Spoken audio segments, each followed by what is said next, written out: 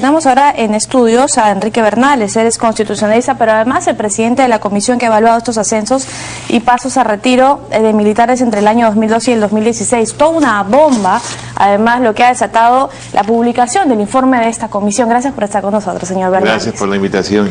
Lo que ha dicho, lo que ha empezado diciendo usted es increíble, corrupción al estilo de Montesinos agravada.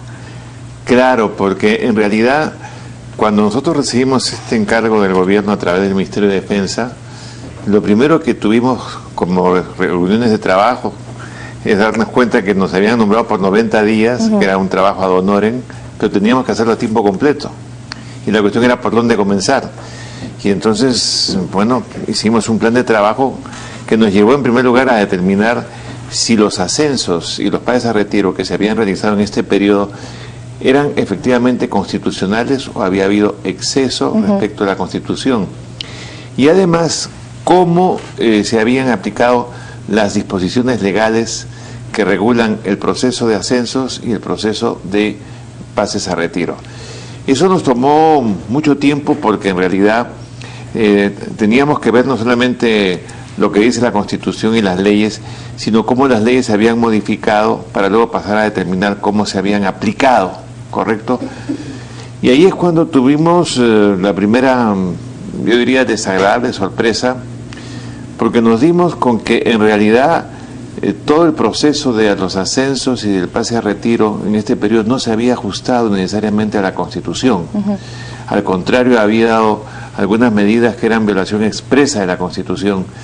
Y lo más grave es que cuando entramos a estudiar la ley de ascensos y la ley de pases a retiro, nos encontramos con que estas leyes habían sido durante el gobierno del presidente Humala modificadas, pero como digamos a la mala.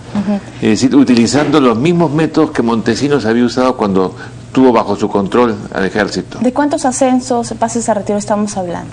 Mira, de los ascensos, en realidad lo que nosotros hemos recibido es 97 solicitudes de revisión, ascensos y renovaciones, ¿no?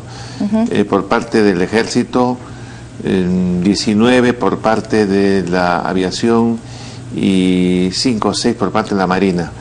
La Marina fue la que prácticamente no nos dio trabajo, porque todo lo que se hizo en este instituto era conforme a ley, con mucha claridad, con mucho respeto hacia la oficialidad, con mucho respeto hacia el orden de méritos.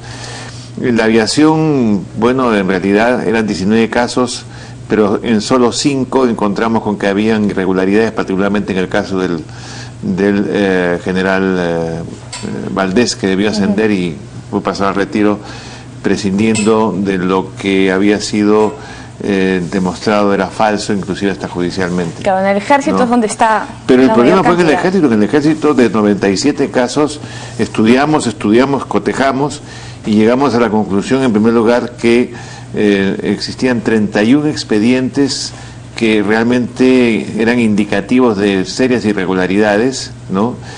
Y finalmente la conclusión final fue proponerle en el informe final al gobierno la necesidad de rehabilitar, reconsiderar las decisiones de pase de no ascenso de 19 oficiales entre brigada y división, de los cuales los 7 primeros casos, por la modalidad en la que habían sido afectados y la reposición de derechos, a nuestro juicio exigía de la dación de una ley especial, ¿no es cierto?, para poder reconsiderar con reconocimiento hacia atrás de los derechos que habían sido violentados. De todos estos, ¿cuántos tenían que ver con el expresidente Ollanta Humala? Es decir, compañeros de promoción, compañeros de cuartel.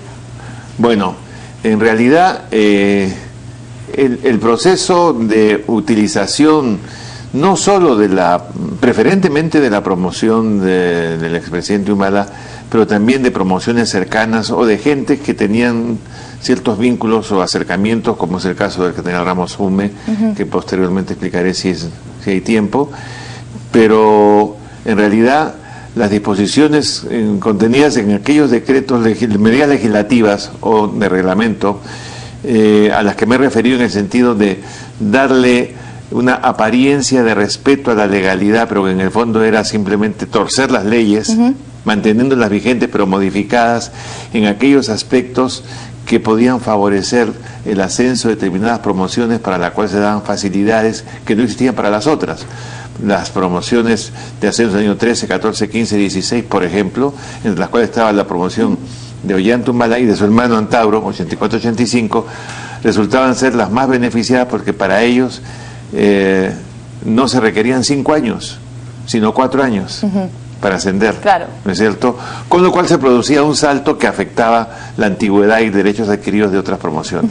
Usted menciona algo que también ha llamado mucho la atención, y es el por qué, ¿no? ¿Por qué se monta todo este aparato para hacer que asciendan las personas vinculadas o relacionadas al expresidente Ollanta Humala? Y usted menciona incluso este plan que tenía el expresidente para gobernar.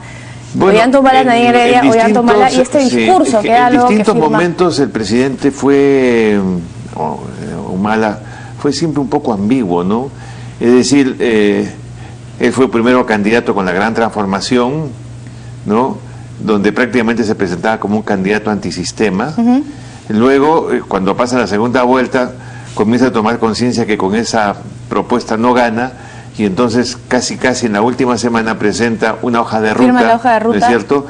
Y la juramentación en parte es con el compromiso de hacer esa hoja de ruta, cosa que se cumple solo en el aspecto económico. Claro, usted dice que él firma la hoja de ruta, pero de ahí va, cuando siente decir, por si acaso yo sigo una Gran Transformación. Y en distintos discursos en provincias, en la ciudad de Lima se cuidaba de hacerlo, pero en provincias se mandaba el rollo de la Gran Transformación, ¿no es cierto?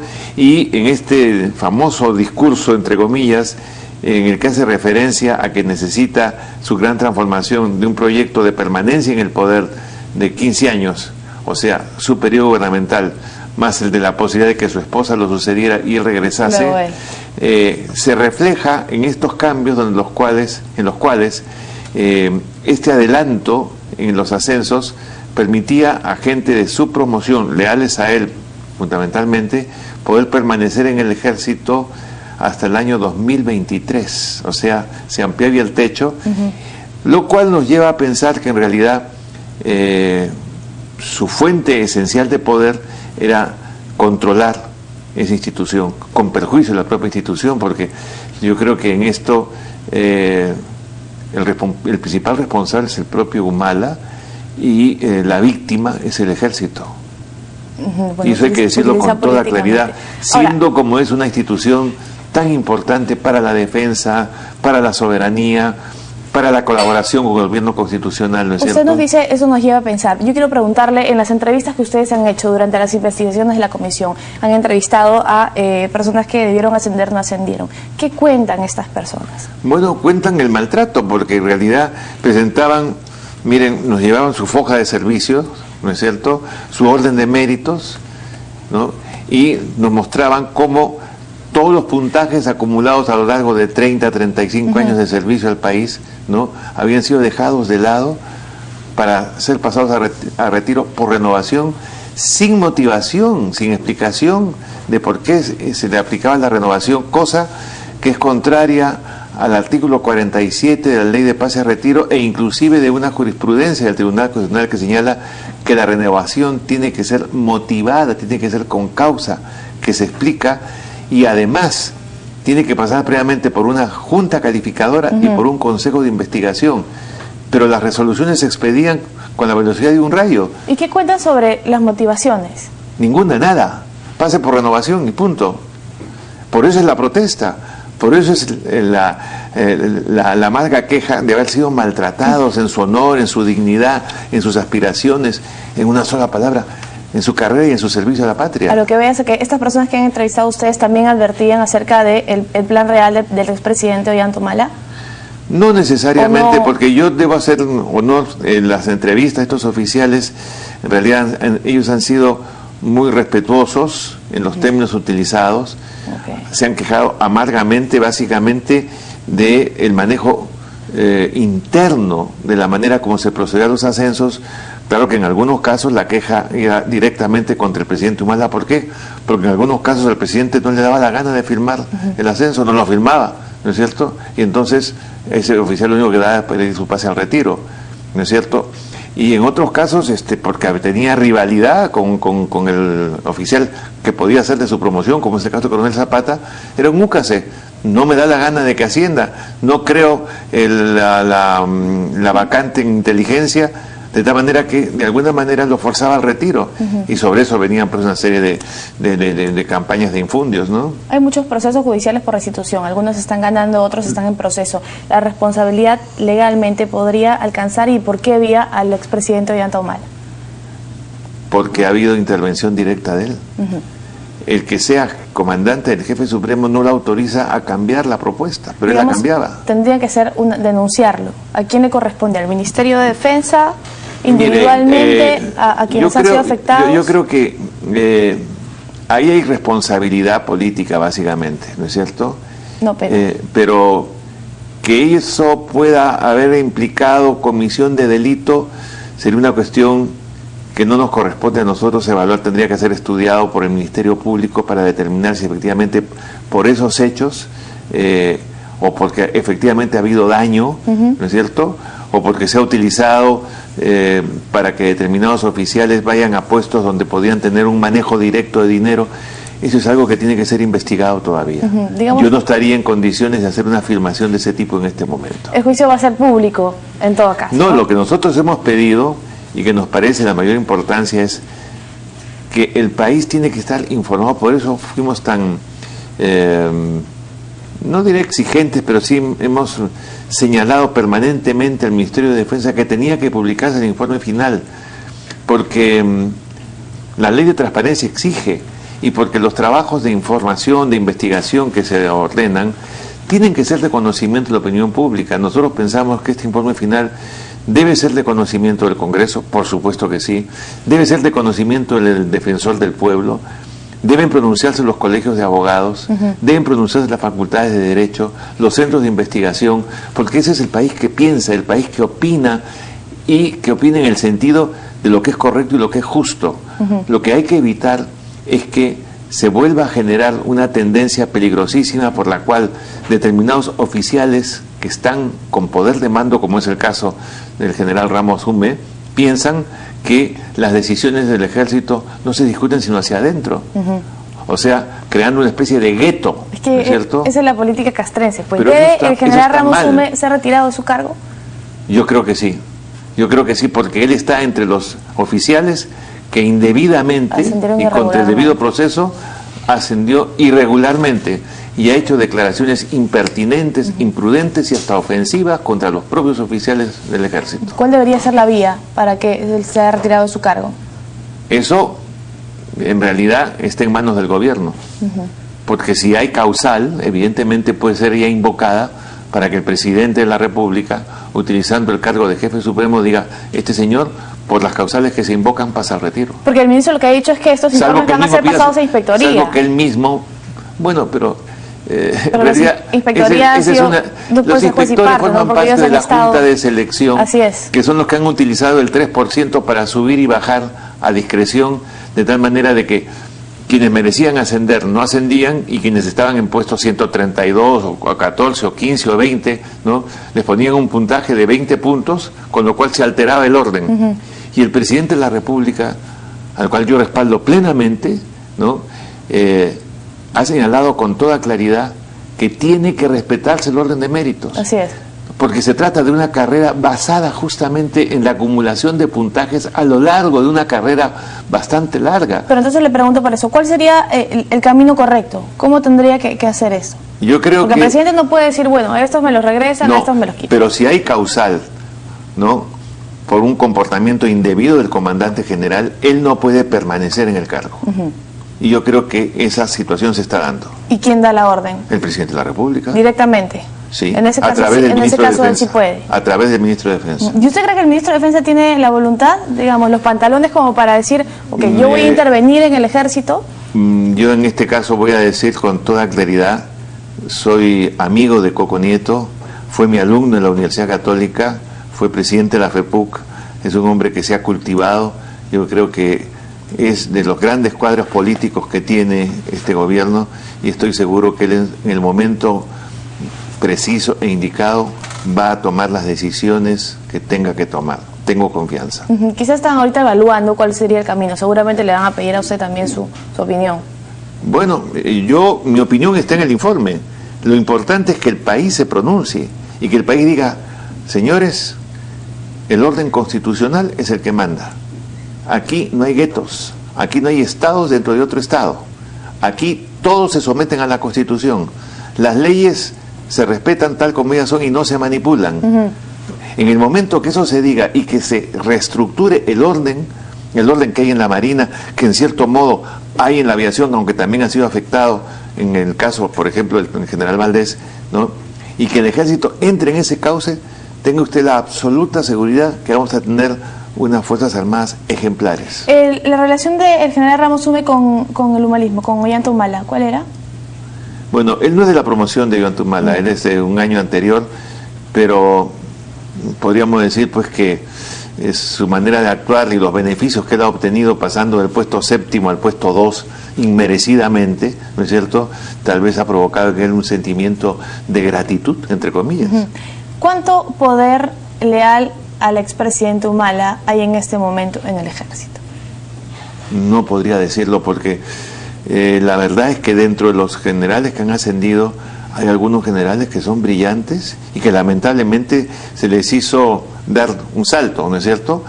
Pero que sin tener necesariamente alguna vinculación. Pero inevitablemente por sus méritos y por su trayectoria, de todas maneras iban a ascender. Lo que pasa es que la maniobra ha sido hacerlos ascender cuando no era el momento en que le correspondía. Claro. Ahora, vas a tener que revisar entonces inspectoría ascenso por ascenso. Inspectoría, bueno, pues... Es que lo que pasa es que el ministro ha dicho que ese va a ser el camino, porque por otro lado, claro, quienes han visto vulnerados sus derechos han acudido al Poder Judicial y hay todo un proceso. Pues hay un problema real. Por eso le preguntaba, los inspectores generales no pueden informar directamente al ministro, informan al comandante general y es el comandante general el que presenta el informe. ¿Tendrán ellos digamos, la actitud, la disponibilidad de aceptar que se equivocaron y que cometieron error y que afectaron derechos? Estamos un poco encerrados entonces. O es todo lo contrario, se van a encerrar en la defensa a como dé lugar, diciendo que no, que lo que han hecho era parte de los procedimientos habituales dentro del Ejército y que lo que el Ejército decide no se discute. Tendría que pasar todo. Y si se discute adentro, pero no afuera. Por la vía judicial, como está pasando hasta ahora. Bueno, pero ya hay 12 oficiales que han sido reincorporados por orden judicial. Y hay procesos en curso. Y hay procesos en curso. Pero también hay la vía, cuando hay error administrativo, ¿no? Y el tiempo que ha transcurrido no permite, o mejor dicho, facilita que se pueda hacer la rectificación del caso, procede que por vía administrativa se produzca la reincorporación. Ahí no hay ningún problema. No pueden decir, estoy atado de pies y manos. La ley en ningún caso consagra el error y lo convierte en derecho. ¿Ha habido pago por cupos en esos procesos? ¿Han detectado usted algún tipo? Por el momento esos son rumores de los cuales yo no me hago cargo, pero sí espero que el general Ramos Hume diga por qué razón, fuera de plazo, 3 oficiales de su entorno inmediato. 2 de ellos fueron pasados a retiro por renovación y 1 enviado a Iquitos. ¿Cuál es la causa eficiente de esa decisión tan apresurada? Porque por renovación tendría que haber sido renovados antes. Algo tiene que haber sucedido para que se tome esa medida. Y si la renovación no procede, porque debieran haber sido sometidos primero a consejo de investigación, el responsable de haber dado una resolución que no corresponde es también Ramos Hume. ¿Y ante quién respondería Ramos Hume? Porque cuando ustedes lo citaron, él ni siquiera fue. Bueno, ya ve usted qué brillante comandante general tiene el Ejército. Lo digo con una cierta ironía, por supuesto. ¿Tendría que ser citado entonces al Ministerio de Defensa?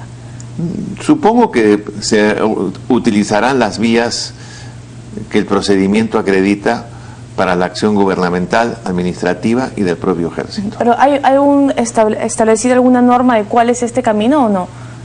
No, ya le digo, la ley de pases a retiro es muy clara. Si hay causal, y esa causal se prueba, cualquiera que sea el tiempo, la antigüedad, ese oficial tiene que ser retirado. Le preguntaron también, estaba viendo si podría ser posible que este grupo de generales ejerza algún tipo de presión al gobierno. No lo creo. Yo creo que, gracias a Dios, esos tiempos se encuentran en el pasado y ojalá que nunca más vuelvan. Bueno, es que ahora podemos esperar cualquier cosa, ¿no? O sea, usted empezó diciendo que esto era una corrupción a nivel de Montesinos agravada. Así es. Podríamos también... Pero yo creo que el país ha aprendido, el país ha cambiado, ¿no? Y yo creo que dificulto que se cierren de tal modo, ¿no?, que pretendan impedir por una vía de fuerza que se hagan las revisiones y las correcciones que el gobierno constitucional tiene el perfecto derecho de hacer. Y en todo caso hay que respaldar plenamente la decisión del gobierno constitucional. Estar más atentos también. Gracias, señor Bernales, por estar aquí con nosotros esta noche.